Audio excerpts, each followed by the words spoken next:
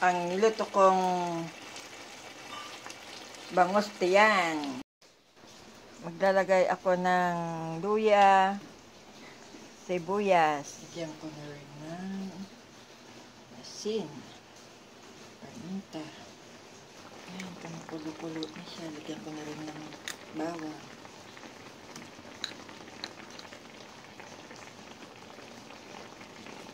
Tatakpan ko muna.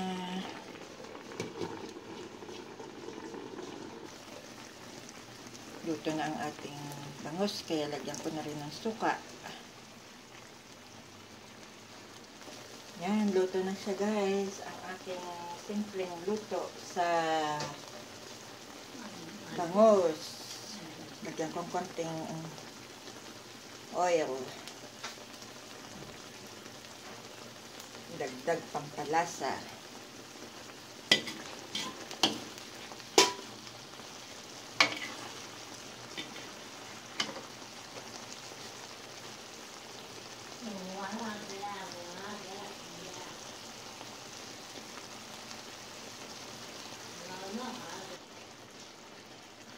Yan.